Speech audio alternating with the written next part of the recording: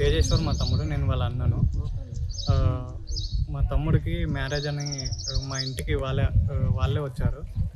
Marriage అని వచ్చి marriage సంబంధం అని మా ఇంటికి వచ్చి వాళ్ళ సంబంధం ఖాయం చేసుకొని డిసెంబర్ 28కి ఎంగేజ్మెంట్ చేసుకొని తర్వాత జనవరి 13కు మ్యారేజ్ ఫిక్స్ చేసుకున్నాము. మ్యారేజ్ 13 అన్నాక 5 రోజుల ముందర అమ్మాయి ఇంట్లో నుంచి వెళ్ళిపోయిన తర్వాత అమ్మాయి మా తమ్ముడి గురించి ఒక లెటర్ రాసి పెట్టిపోయింది.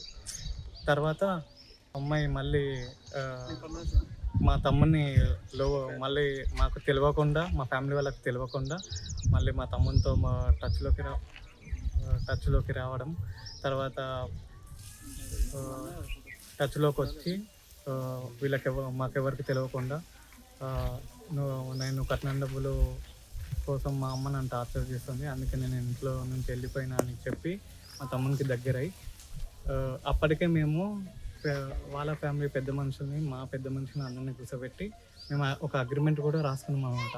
పెళ్ళి పెటాకులు అయ్యింది.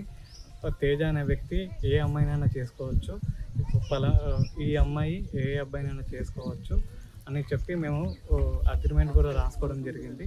కానీ వీళ్ళిద్దరూ అగ్రిమెంట్ బ్రేక్ చేసి ఇద్దరు మాట్లాడుకోవడము, ఒకరికొకరు కలుసుకోవడము, తర్వాత వాళ్ళ అమ్మని ఎక్కించుకొని ఊరు మొత్తం తిరగడము, ఈ అమ్మాయిని వాళ్ళ అమ్మను వాళ్ళ ఫ్యామిలీ వాళ్ళను కలవడము, మా తమ్ముడు మాకు తెలియకుండా కర్నూలుకి వెళ్ళడము, రోడ్లపై తిరగడము, ఇట్లా చాలామంది చూసి మాకు ఇన్ఫర్మేషన్ కూడా ఇచ్చేవాళ్ళు.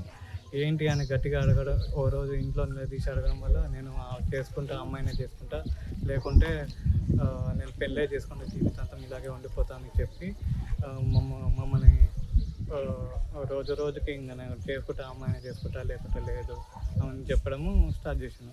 ఎప్పుడైతే పెళ్ళికి 5 రోజుల ముందర అమ్మాయి వెళ్ళిపోయిందో మేము కూడా ఎంక్వైరీ చేయడం స్టార్ట్ చేసాం అనమాట. అమ్మాయి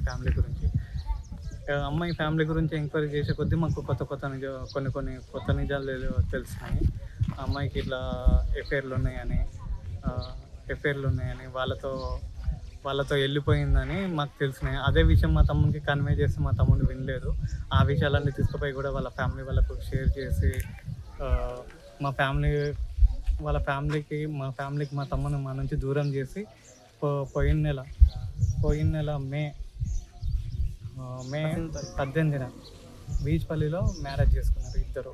అయితే మా కుటుంబీకులు ఎవరు సహకరించలేదు.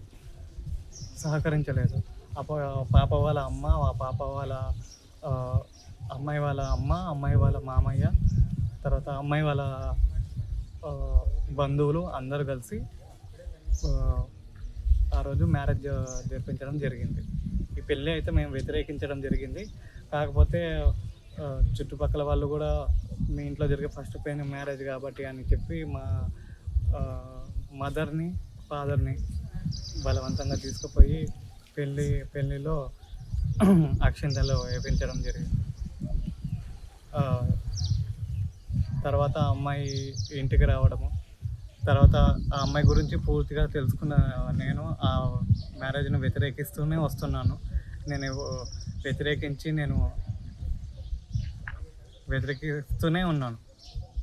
తర్వాత నేను ఇంటి నుంచి వెళ్ళిపోవడం జరిగింది, వేరే దగ్గర రూమ్ తీసుకొని ఉండడం జరిగింది. తర్వాత ఇంటికి కూడా ఫోన్ చేసి చెప్పాను, ఏ రోజైతే ఆ అమ్మాయి తమ్ముడిని మిమ్మల్ని మంచిగా చూసుకుంటుంది అని నమ్మకం వచ్చిన రోజు నేను మన ఇంటికి వస్తానమ్మా అని చెప్పాను. కాకపోతే అంతలోనే ఈ అమ్మాయి ఈ దారుణానికి ఒడిగట్టింది. నాకు వాళ్ళ మామయ్య, తర్వాత వాళ్ళ అమ్మ, తర్వాత ఆ అమ్మాయి, తర్వాత వాళ్ళ బంధువులు అందరూ కలిసి ఇంత కుట్ర పన్నాను.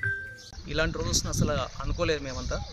జస్ట్ ఒక నెల క్రితమే వాళ్ళిద్దరికి మ్యారేజ్ అయింది. ఇద్దరు ఇష్టపడి పెళ్ళి చేసుకున్నారు. అసలు గత 5 రోజుల నుంచి వాడు 17వ తారీఖు రోజు వాడు మిస్ అయిపోయినాడు. పోయి మేమంతా పోలీస్ కంప్లైంట్ ఇచ్చినాం. ఆల్రెడీ ఇచ్చిన రోజు నుంచి మేమంతా అనుమానం వ్యక్తం చేస్తూనే ఉన్నాం. అసలు ఈ అమ్మాయి మీదనే, పెళ్లి చేసుకున్న అమ్మాయి మీదనే, ఈ అమ్మాయికి కొన్ని ఇల్లీగల్ అఫైర్స్ ఉన్నాయని మాకు ఈ మధ్య తెలిసింది. దానివల్లనే వాడిని ట్రాప్ చేసి పెళ్లి చేసుకొని దూరంగా తీసుకెళ్ళి చంపేయించిండ్రని మాకు నిన్న రాత్రి డెడ్ బాడీ మాకు 5 గంటలకి మా అన్న ఫోన్ చేసి చెప్పింది, ఇట్లా డెడ్ బాడీ దొరికింది, తేజలాగానే కనిపిస్తున్నాడు అని మాకు చెప్తే మేము చాలా అసలు ఏంది ఇలా జరిగింది, వాని జీవితం ఇలా ముగిస్తా అసలు అనుకోలేదు మేమంతా. కానీ అసలు మీకు ఈ పెళ్ళిళ్ళు ఒకవేళ అమ్మాయిలకు పెళ్ళిళ్ళు ఇష్టం లేకపోతే పెళ్ళిళ్ళు చేసుకోకండి. అనవసరం ఒకరి జీవితాన్ని ఇట్లా ముగించాల్సిన అవసరం లేదు కదా.